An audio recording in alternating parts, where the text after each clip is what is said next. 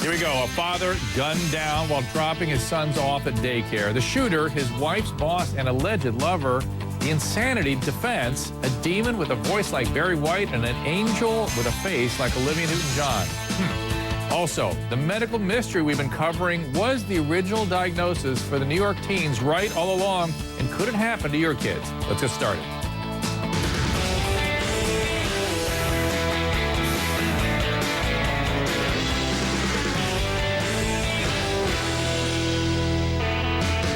Good evening. Tonight, a man guns down a young father outside his 2-year-old's daycare. Now he's pleading guilty by reason of insanity. Now, we're going to examine this plea and what his mental state actually is and what that all means. But first, watch this. 36-year-old dad Rusty Snyderman had just dropped his son off at daycare when a minivan pulled up behind him. A man wearing a fake beard disguise got out, approached Snyderman, and shot him several times at close range, then fled. After an intense manhunt, the shooter was identified as Hemy Neuman. Hemy Neuman was not a stranger. In a strange twist, it turns out he was the boss of the victim's wife. Prosecutors say Neuman was in love with Rusty's wife, and the two were having an affair. They say Neuman knew exactly what he was doing and shot Snyderman to get rid of his romantic rival. The victim's widow has denied an affair on the stand, but admits the two held hands. I was doing the best that I can to deal with that situation. Neuman pleaded insanity. He says voices in his head told him to kill. A 6-foot dark demon that looked or sounded like Barry White. A 6-foot bright white angel came to him. Looks like, sounded like Olivia Newton-John. Now, Hemy Neuman's attorney says he has been diagnosed with bipolar disorder, that he had a manic episode, he's psychotic, has delusional symptoms, as we're hearing about. He has hallucinations, he gets these visions and hears voices. The question here is, did bipolar disorder, mania, did that cause him to kill, or is it just a desperate defense in an attempt to save himself? Straight to my guest, former Miami-Dade County judge and host of Judge Karen Mills Francis, and criminal profiler Pat Brown. Pat, I know you're harder on people than I am, and you just think this is a way to get away with murder. Well, Dr. Drew, yeah, we've seen it ever since David Berkowitz, son of Sam, said, "That dog made me do it." And then later on, he said, "Yeah, not really. I just made that up." It's about the only defense you have when you're got cold, we absolutely did it. So you might as well go with the insanity defense, although it rarely works, especially when you're targeting a specific person. The angels here didn't tell him to go kill the garbage man. Oddly enough, they told him to very cleverly kill the husband of the woman he wanted. So it's not a very good defense. I don't think he's going to win in this case. Isn't it possible, though, that he was bipolar? I mean, when I heard his symptoms, I thought, bipolars experience things like that, and they get very agitated, and they get delusional, and they'll go kill people. That happens sometimes. Well, I would take a look at his history. Did we see him having all these delusions prior to this, or did they just suddenly crop up that particular day when it was convenient? So I think that's what we're going to see. We're going to see the history of it, and I don't think we're going to find it. Well, now, speaking of his history, apparently he did have a troubled childhood. He claims his dad, who himself was a concentration camp survivor, was mentally and physically abusive to him. He was then sent away to boarding school in Israel, apparently at age 13, and that's when he says he began hearing the voices. Now, his attorney gave a few examples of manic episodes. Interestingly, what I'm going to tell you about is depression. Apparently, he couldn't get out of bed for a period of time in college. That's the depressive phase of certain type of bipolar disorder. A lot of us couldn't do that. Then he became... I'll agree. Pat, I know I can count on you to beat this guy up. So, but I'm sure Karen's going to get in the mix here in just a second. But then a few years later, again, this is the bipolar quality. I just want to educate people about what this thing is we're talking about. They get euphoric. He bought his wife a diamond ring. He's flying his kids on expensive trips to Puerto Rico, which, again, is typical of mania. They spend lots of money. They do all this kind of stuff. Karen, let me give you a chance to ring in here. Do you buy this defense? I mean, I don't know why. I don't buy it. You know what, guys? Wait, guys, you know what? I got to tell you something. As a physician, I see lots of bipolar disorder. I don't see lots of psychopaths. You guys see lots of psychopaths. Right. That's why you think everyone's a psychopath.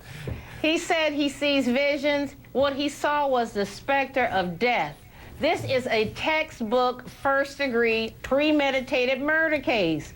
I mean, he went out and he bought a gun, and he told the guy who he bought the gun from, don't tell anybody you know me. He bought a disguise. He bothered to rent a car that was different from the car he normally drives.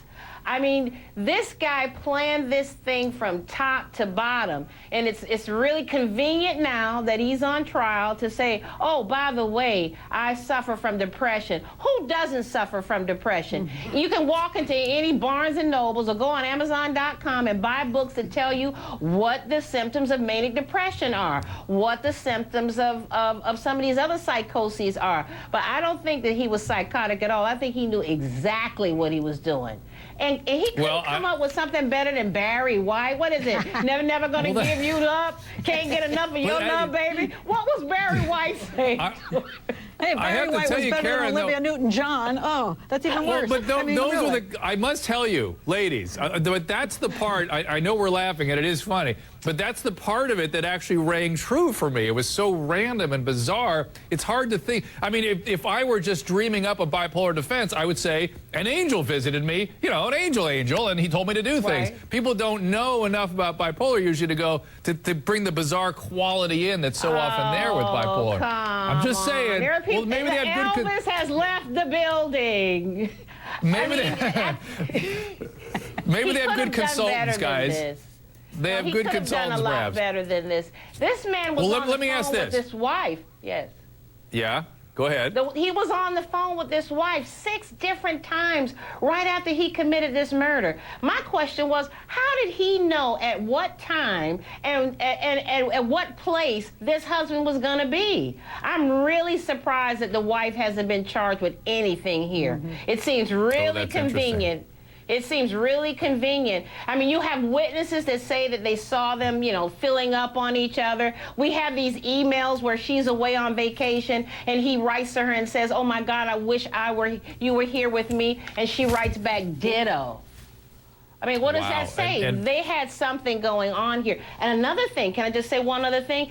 This woman was the only one bringing in an income in this household. He wasn't working. The victim was a house husband. Maybe she thought it would be convenient to get rid of this guy. Maybe she thought he was freeloading at this point, even though he was a Harvard graduate.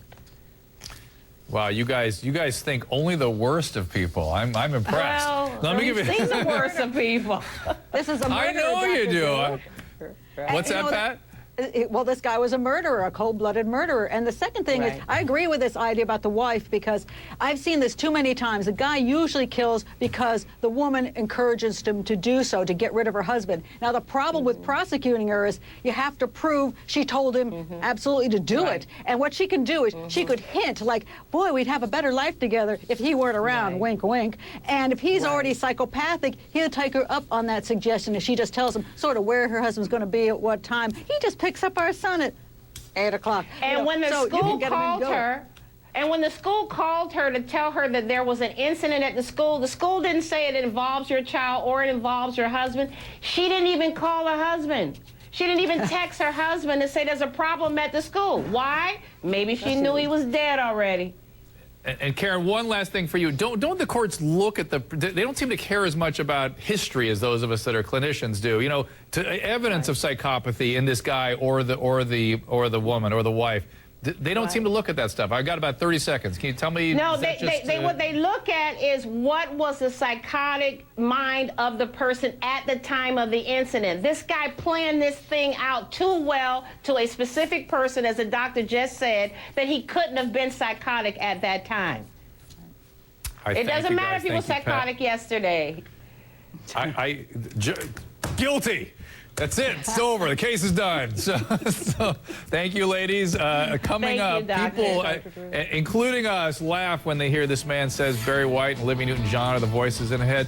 But those of us that deal with bipolar, it's funny, but it's not that funny.